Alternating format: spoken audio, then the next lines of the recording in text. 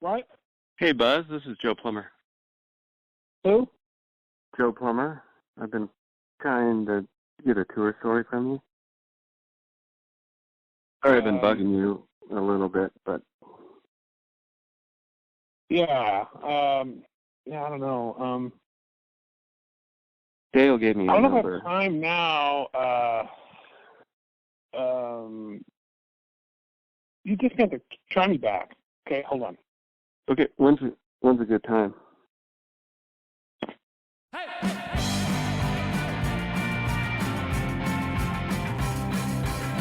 Buzz Osborne, or King Buzzo, has been in the rock and roll business for over 30 years. He's a founding member of Phantomos, played live with Tool, and guested on dozens of heavy art rock recordings.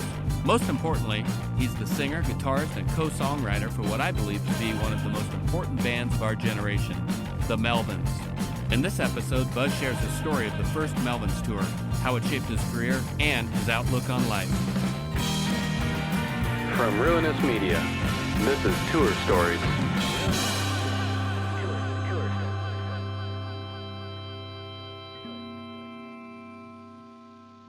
So when we started out around 85, we did a tour down the West Coast, and then there was a total disaster.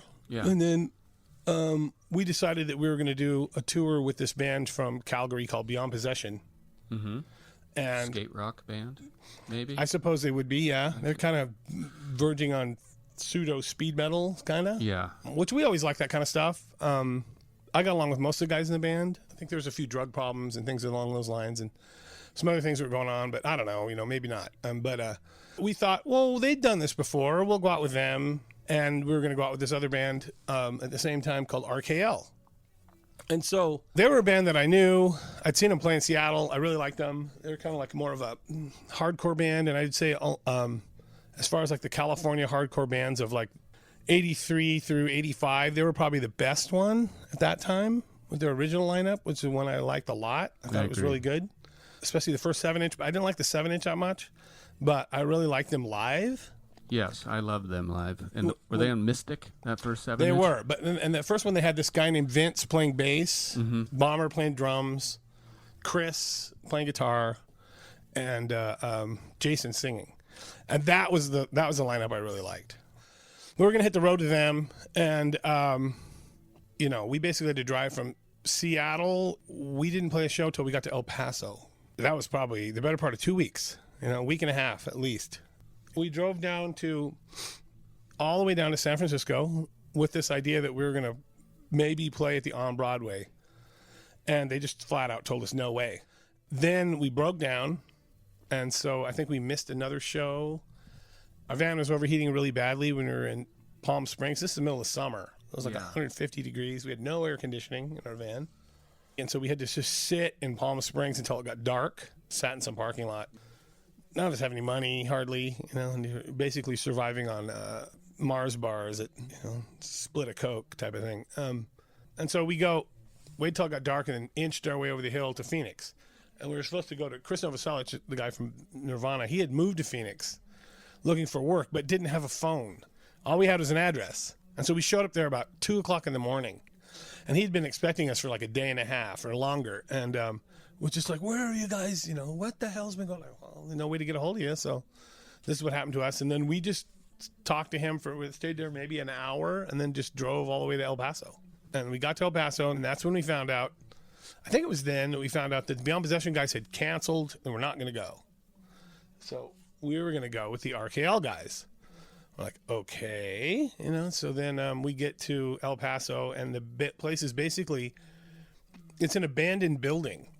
Completely abandoned, with all the walls are just blown out of it, and there's rubble laying everywhere, and we basically have to drag our shit in and then set up on this stage, sort of, and there's maybe 20 people there. Just a rat infested nightmare. It was not a club. It was just, I don't know how they even had power. Played to like 20 people, and I think each of the bands got $5, and the RKL guy seemed okay, and then we took off from there and drove all night. And I watched the RKL guys get in a big fight with each other about wiper blades because it started pouring rain. They didn't have any wiper blades on their van. And so, oh, fuck you. Okay, fuck you. I'll do it. And they're going back and forth. You were supposed to, on and on. And so the drummer just walks across the street to this van over there and just strips this wiper blades off of the van and walks back over. There, I did it. Fuck you guys.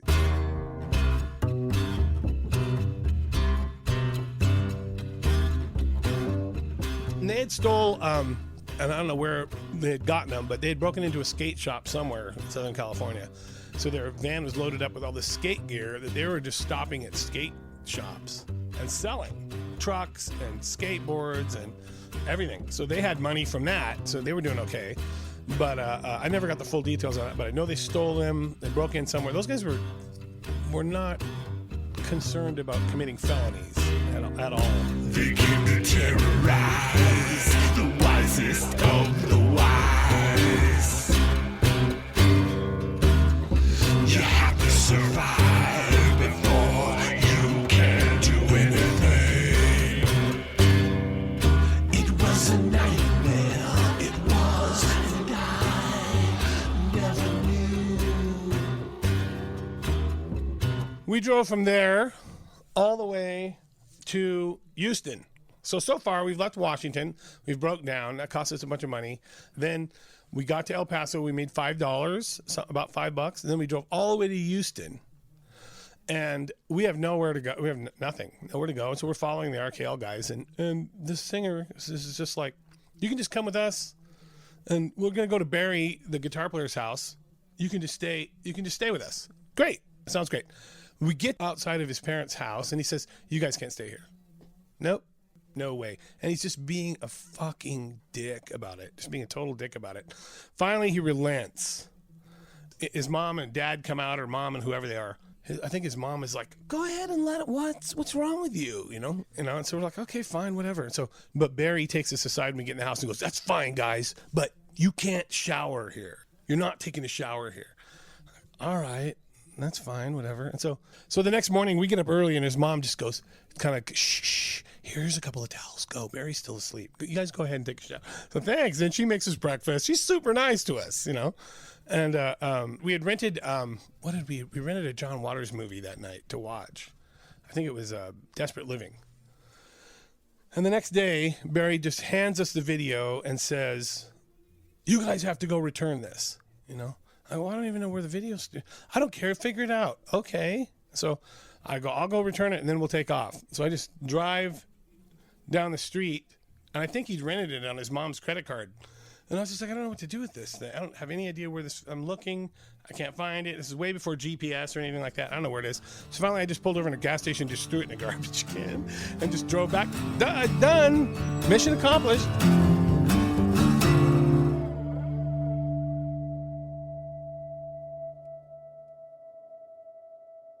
So we go from there to the club in Houston that we're going to play. And I can't remember the guy's name, but it was like Rick. You know, I think, let's say the promoter was Rick. We pull up to the club, and in 6-foot-high letters, spray painted across the whole front of the club, is Rick is a fucking asshole. Fuck Rick. It's all just spray painted everywhere. And the guy go, isn't that the name of the guy that's supposed to be doing the show? Like, yeah, it is. Oh, great. This is going to be great, you know. So that was the first show, obviously the second show of the tour, where there was actually some people at it, and it was all skinheads. And they are not having us. They're not having any of our long-haired shit. Lucan had pretty long hair. Me and Crover had medium-length hair, but we were not skinheads by any means, you know. And I'd never seen stuff like that. I'd never really been around. I'd been around skinheads, but I'd never seen it en masse. Mm-hmm. It was like, in Seattle, it was... In San Francisco, it was more, people kind of just looked however. You'd see guys that looked like the Dead Boys or skinheads, or it all just didn't seem like it was all like a one big happy family. Even if everybody was hammered. Yeah. But it was all skinheads, and they just hated us. And the only bright spot of the show was during our show, we're playing, and I see from the front of the club, this gigantic cockroach is flying through the air. It's flying back over the skinheads. It's flying really, really, awkwardly.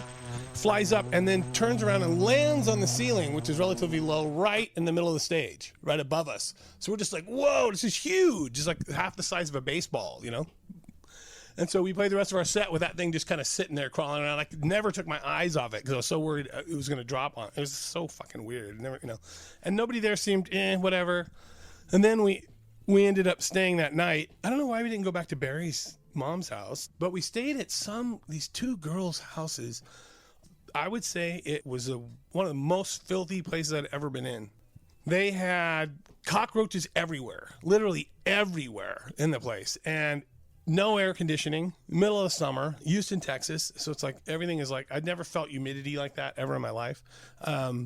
These girls were druggy drunks who were ready to party, you know, and rarely wore clothes, you know, that kind of thing. And very accommodating. How about that? Okay. And weren't worried about it. You know, it's like they were happy to, I mean, I don't care. I didn't give a shit. I had no interest in them. So, the place was just a filthy nightmare. I don't know how people live in that kind of, I've seen campsites that were way cleaner than that, you know? You'd have been a lot better off sleeping out in the streets. I've seen homeless people build shelters that were nicer. It was the filthiest thing. And they had this giant fish tank with these fish in it, this big fish. And it was just like it had never been cleaned. So it's just green, horrible, and there's some big kind of fish in it. And Dale picks up a cockroach off the ground and throws it in the tank. And this fish just swims up and just bites it. You know, I don't remember if it ate it or not. That was pretty fun. I don't know. But finally we got the hell out of there.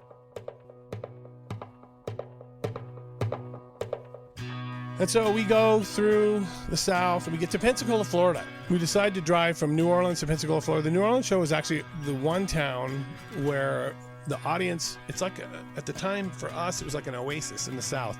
It was the one town that really liked what we were doing. And they always have.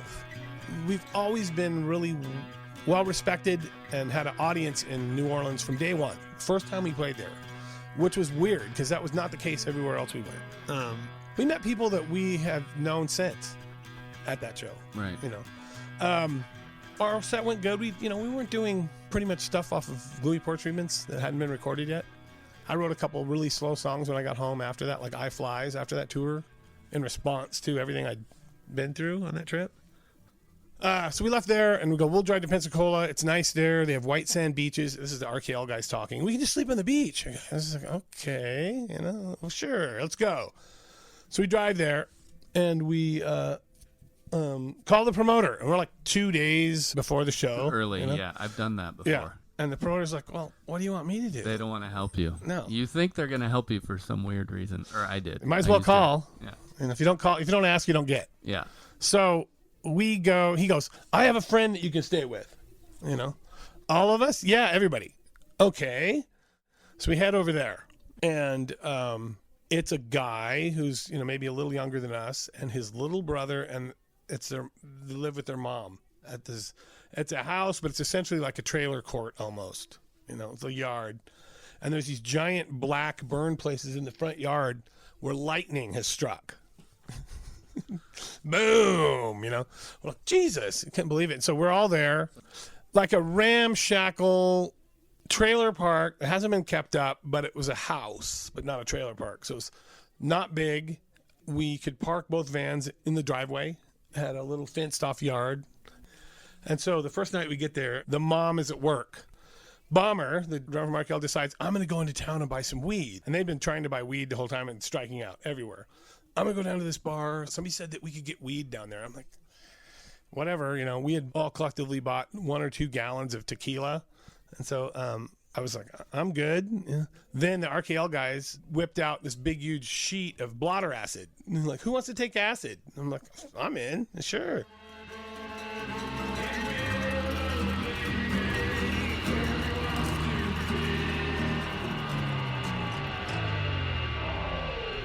Everybody takes acid, so everybody's on acid.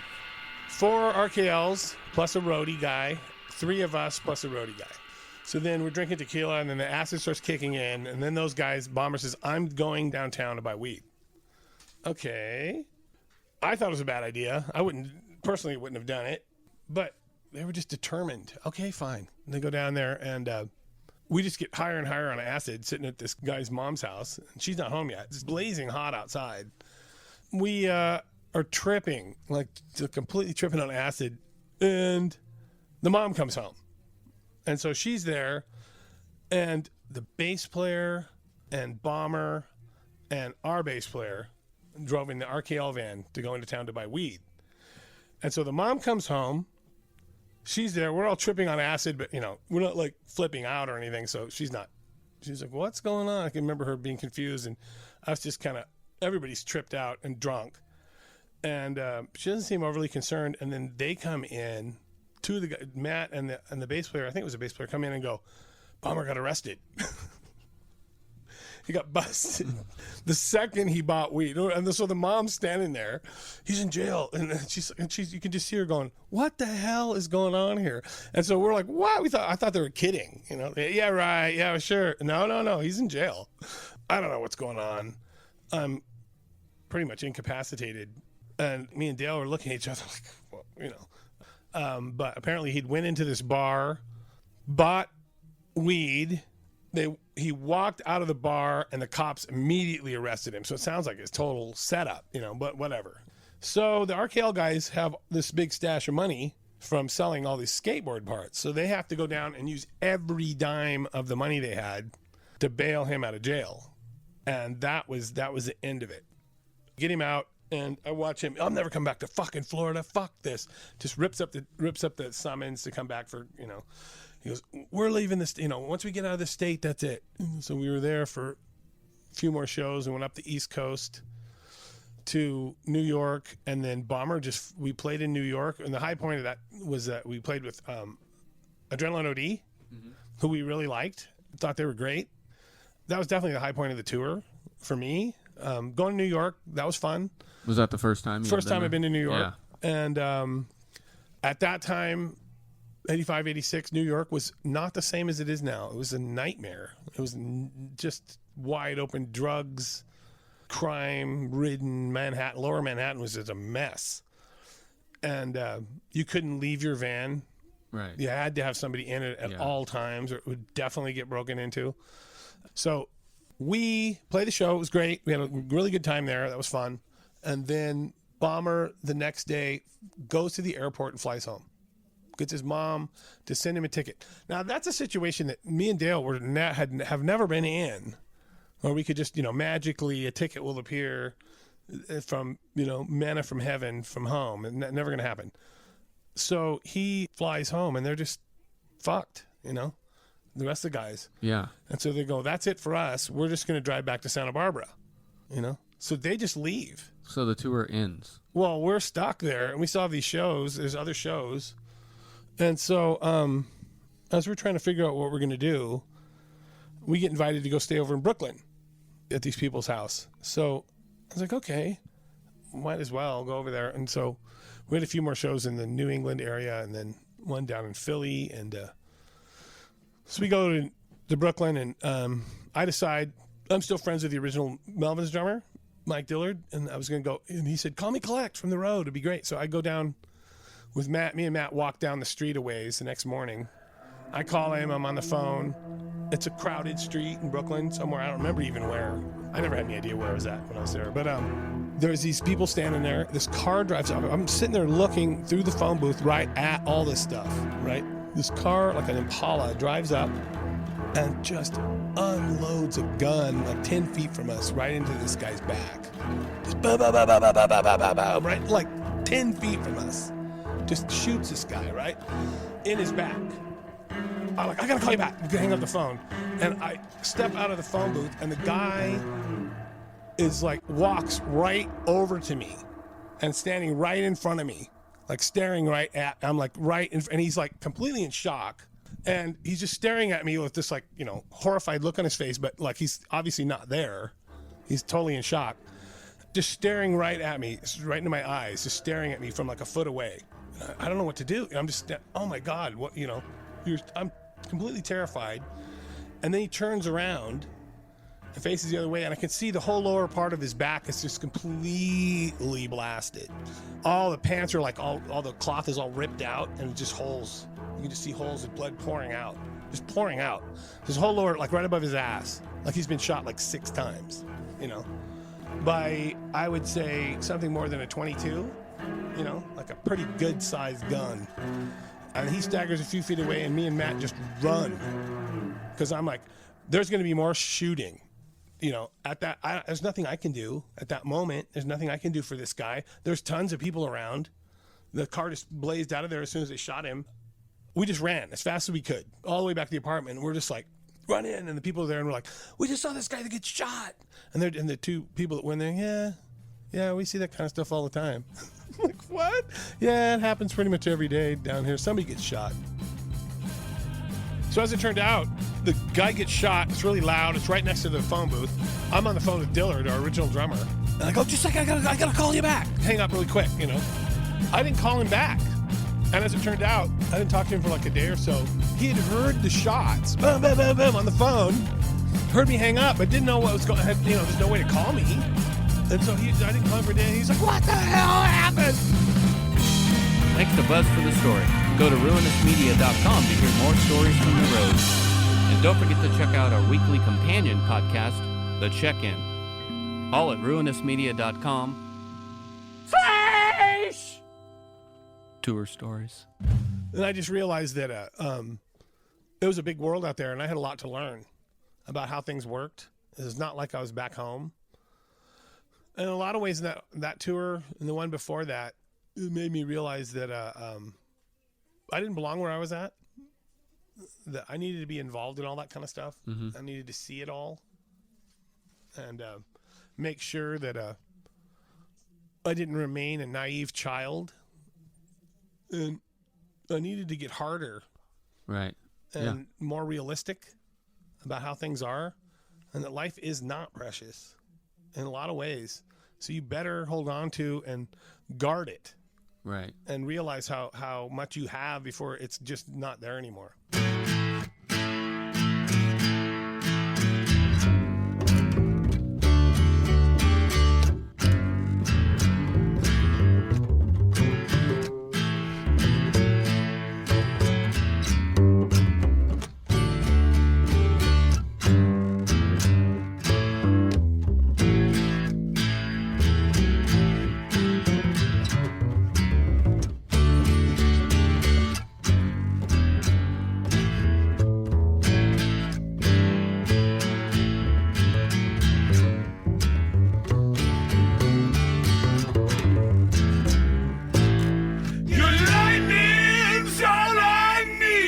Satisfaction grows.